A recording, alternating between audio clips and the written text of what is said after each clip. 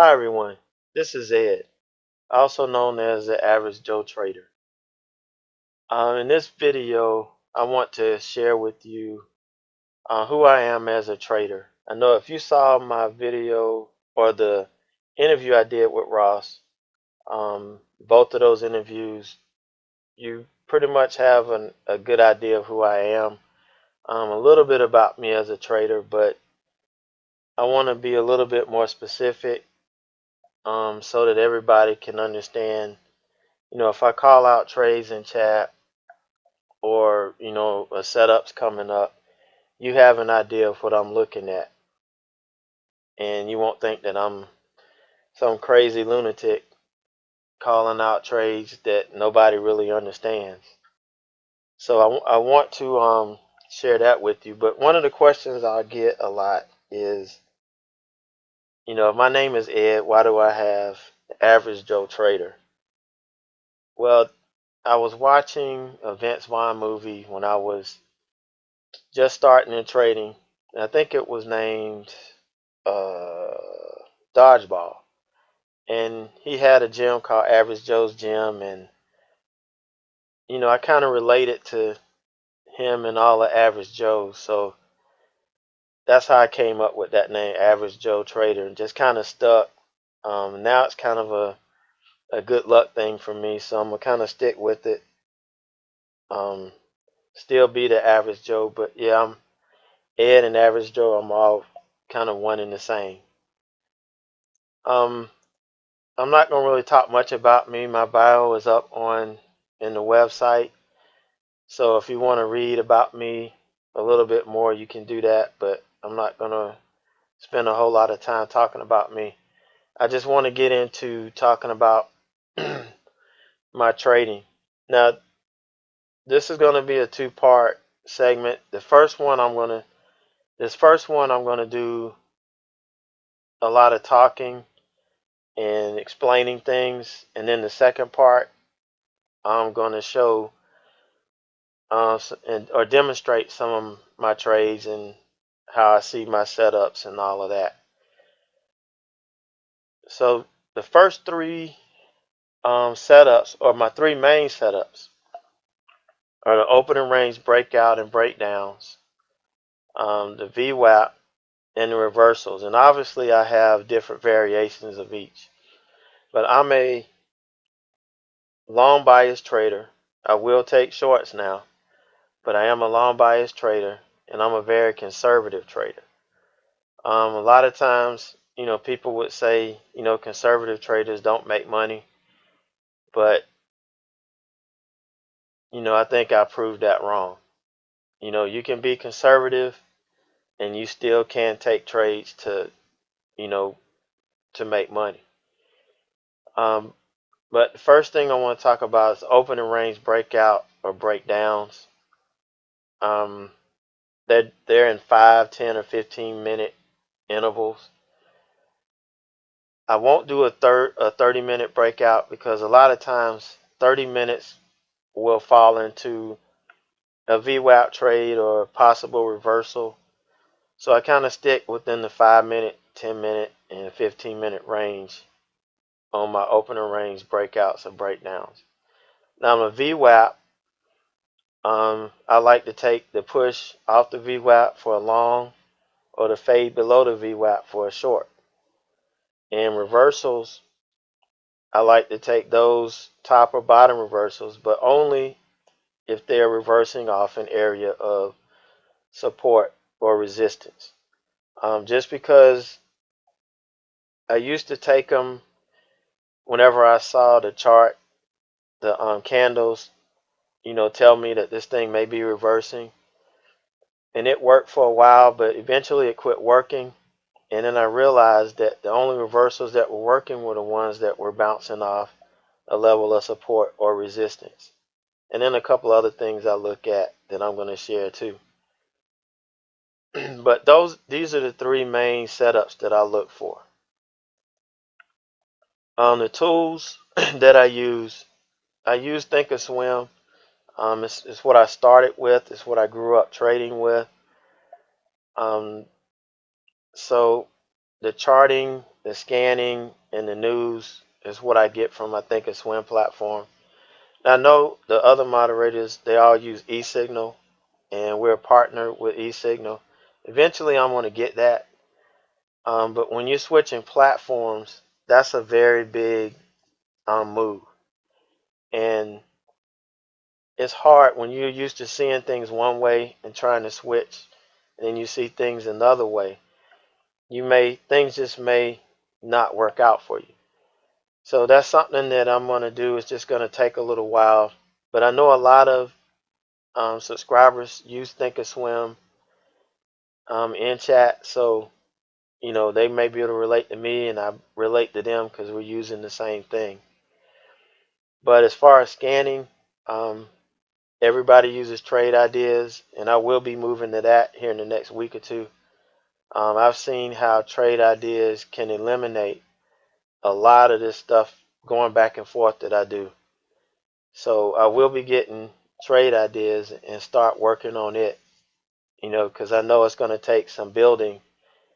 And, once I get it, it's going to make my job a whole lot easier. Now, I execute my trades through SureTrader. When I first started, I used the Active Web platform, and I still do whenever I'm at school or I'm somewhere where the filters won't allow Pro to work right. But I do pay for the Pro now.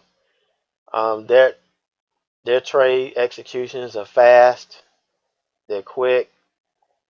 Just like anybody else, they have hiccups, but it's not so bad that renders them useless. I've had, really nothing but good luck with it, for the last 2 years. No problems with them, going back and forth. Other than my internet, when my internet messes up, it wreaks havoc, but that's with anybody. But one of the questions I get a lot is that if you made, $80,000, why are you still with SureTrader? Well, here's the thing. You don't get to keep all that. Well, I don't keep it all. When I wire out at the end of the month, 25% goes to my tax account. Uncle Sam's going to get his first. The last thing I want to do is have April come and I'm the last one, standing without a chair when the music stops. I want to make sure that I have what I need to take care of that. Next, there's my kids' college fund. That gets funded next. Then I've got my long-term retirement account. That gets funded. Then my monthly expenses come out. That gets funded for my platforms, for my internet, everything. I've upgraded my trading station over the summer. All of this money comes back, goes into this. So not a whole lot gets rolled back over into my trading account. So I made it to 15, was able to open Speed Trader, and now it's just, building it up. And I'm not moving fast. I'm not trying to rush. Once you start that, throw you out of your rhythm, and then you start making bad decisions and trading suffers. So I'm comfortable with SureTrader.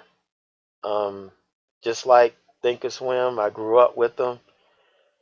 They saw me through the hard times and are seeing me through the good times. So, until I get to that next level, I'm going to continue to use them.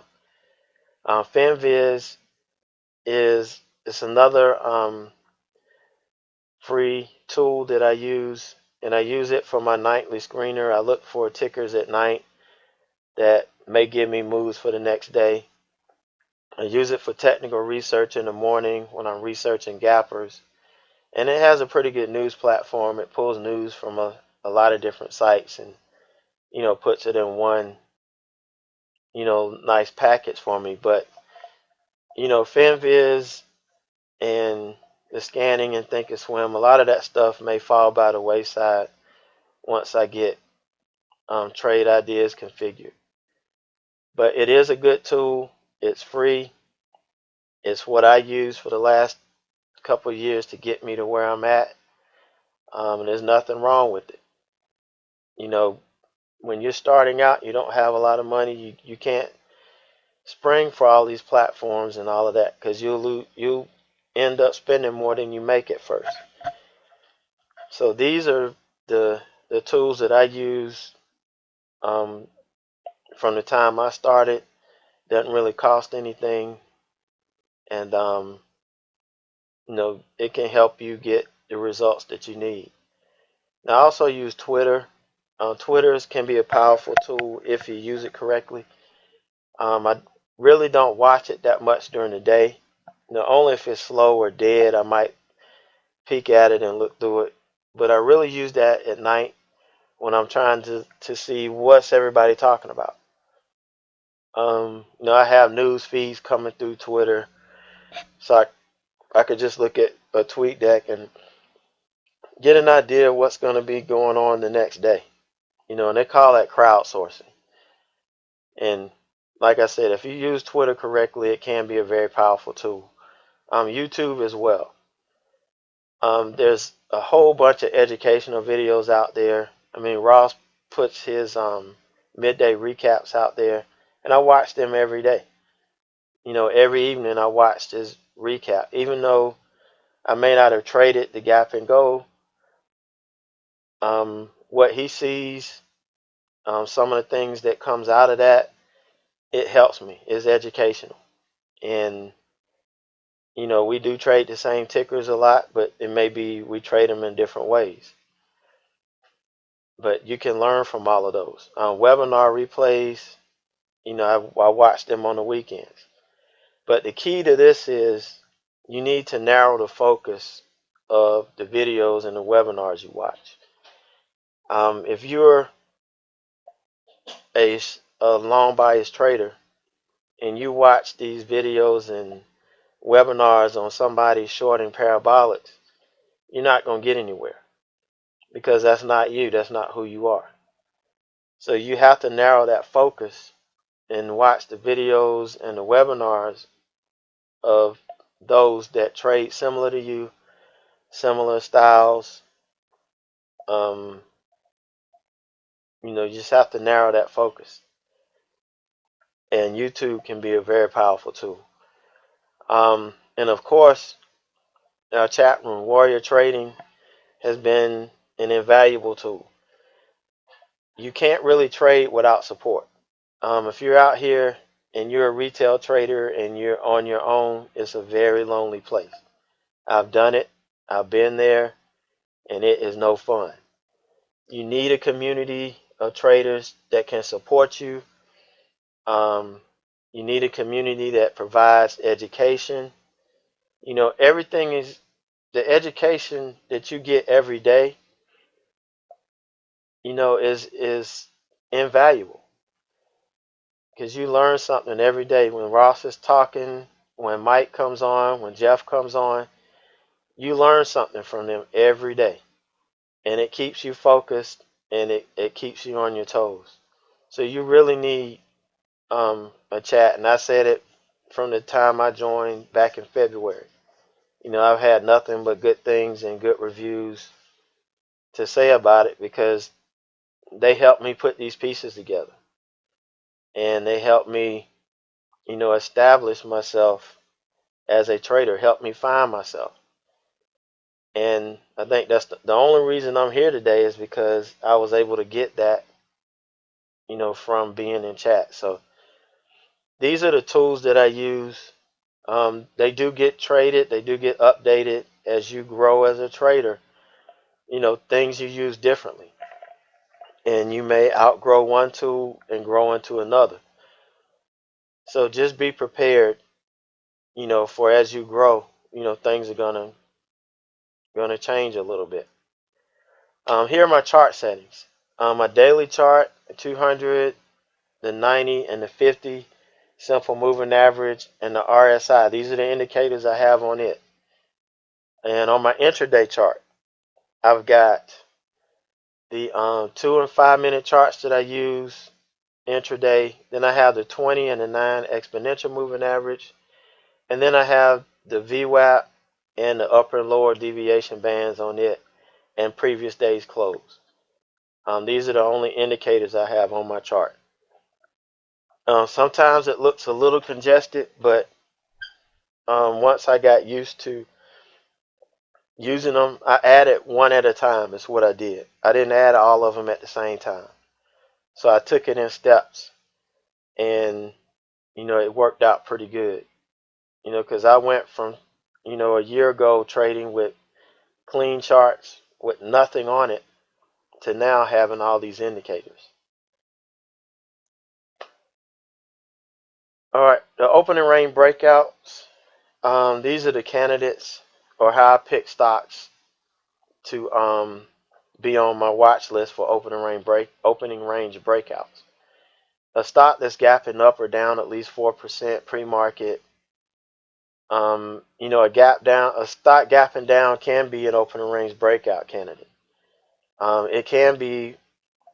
I've seen stocks gap down and then fill the gap, throughout the day. So I'm gonna look at both gapping up and gapping down, or I may have a stock that I was watching from the night before. If there was something I picked up, when I was doing my crowdsourcing, and I may have it on watch, or a stock that I picked up from my nightly scans I do on FinViz. Then I want it to be 100 million share float or less. I want it to be a low float stock.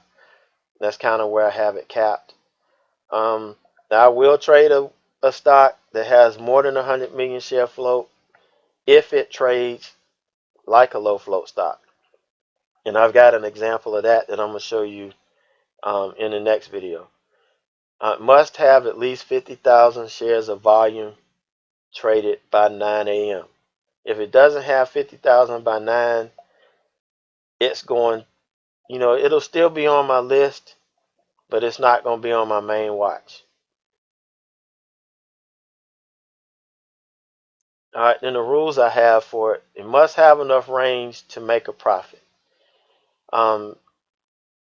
If you're trading small size like I trade, the largest size I trade is 1,000 shares, and that's on a stock anywhere from $3 to $15 right now.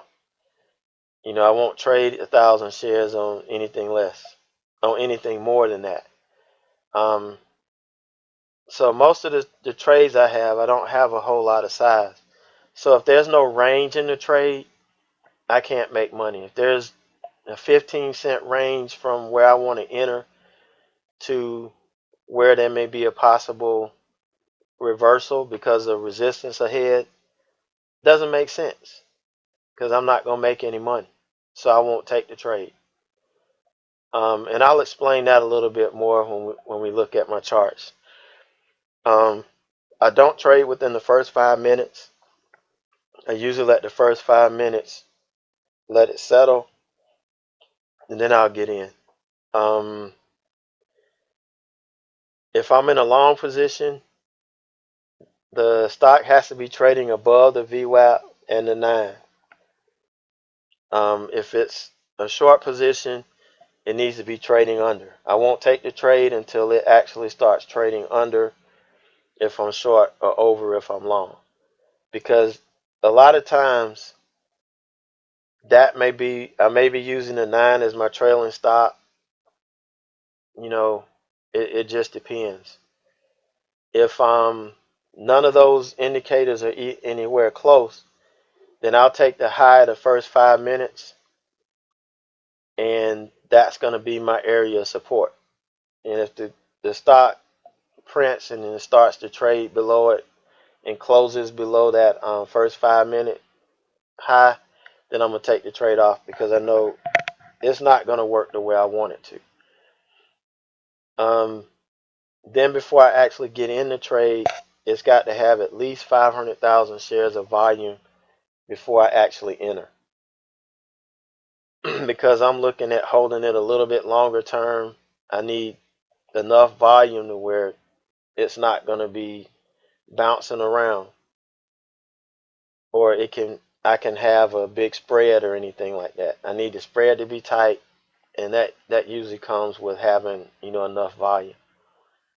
And then my stop, whatever area of support or resistance that I base my setup or my trade off of, if it's the first 5 minutes, if it's the high of the first 5 minutes, then any candle that closes below that level will stop me out. It can print below it and it can trade below it and then pop back up. As long as it doesn't close below that level, I'm not taking the trade off.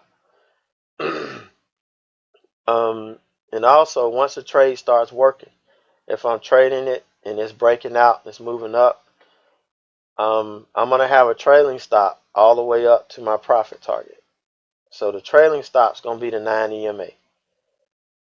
So if a trade starts working and it doesn't quite get to my profit target and it starts to curl over, once it closes below that 9 EMA, I'll take it off.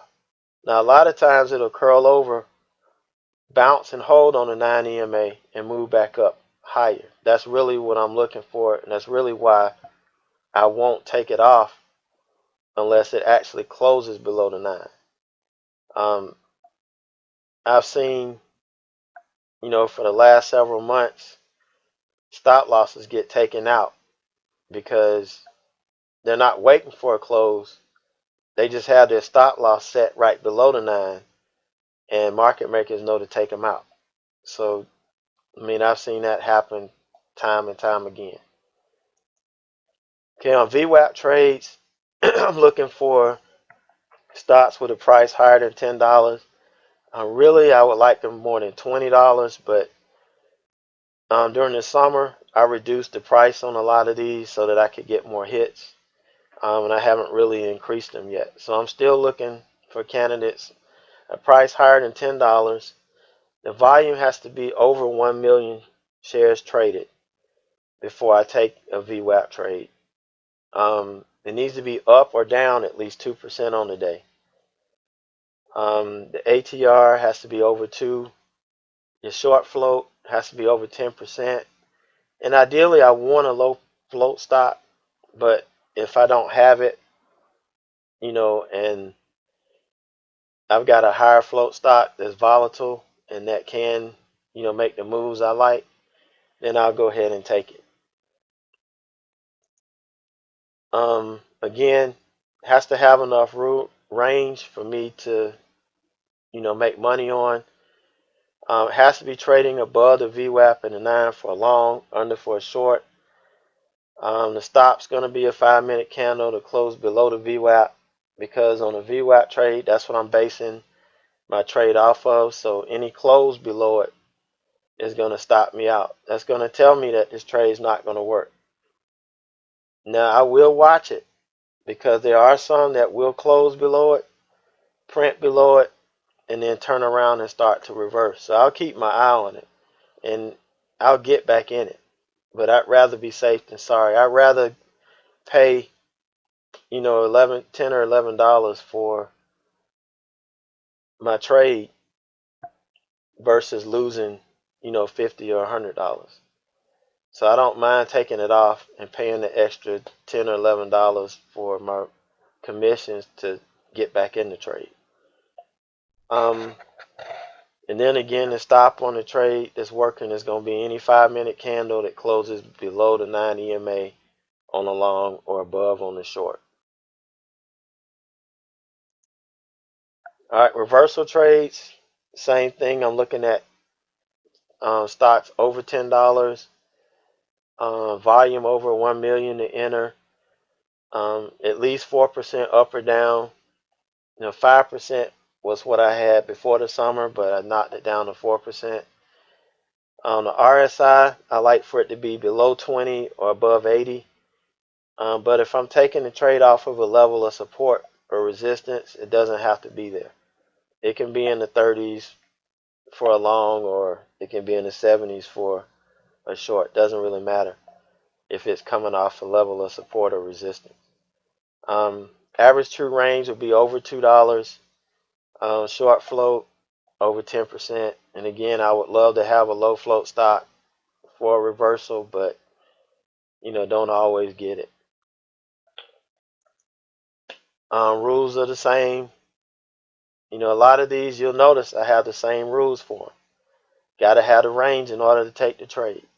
And I have these written on note cards to remind me what rules I need to follow.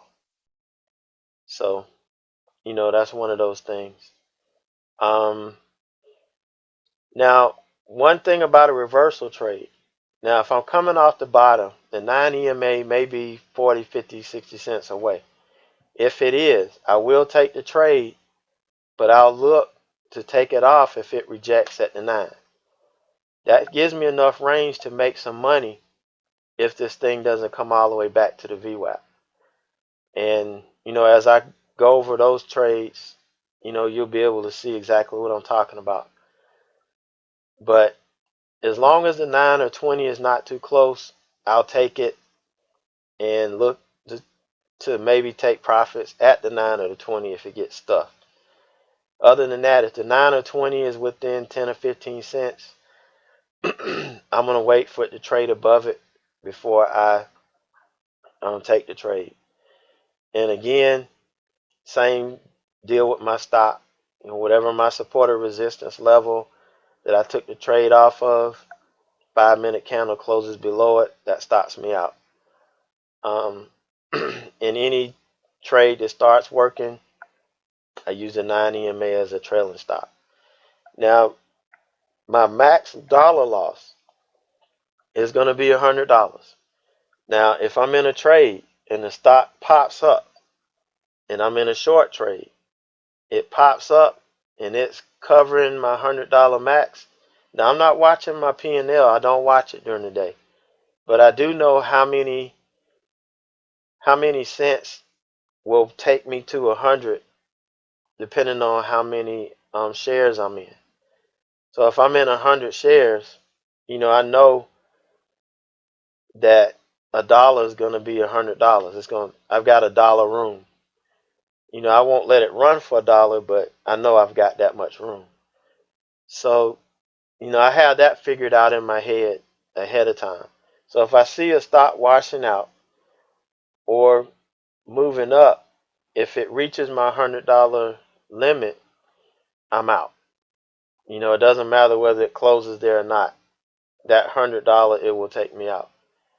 It used to be 50.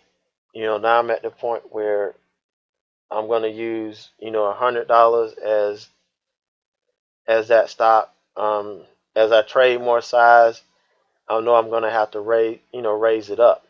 But with the size that I trade now and the levels that I take my trades off of, $100 is plenty. And you'll see that when I show you some of the examples. Well, that's all of everything about my trades. You've got my blog that I'll update. I don't get to do it every week like I used to because I'll make videos and do other things. You can follow me on Twitter. You got my email is ed@warriortrading.com. And for those of you new guys who may need want to look into one-on-one mentoring, do offer it there. That's the link you can get to me. But everybody there is a great mentor. Everybody there does the same thing. As a matter of fact, Mike's still my mentor. He's going to continue to be. When I start looking at some swing trading, I'm going to be a part of Jeff's team too. So, I wouldn't be here without having a mentor. And when you get to that point, that's something that you really need to start thinking about. Because I rejected that idea for a long time. But I'm thankful every day that I, took somebody's advice and did that.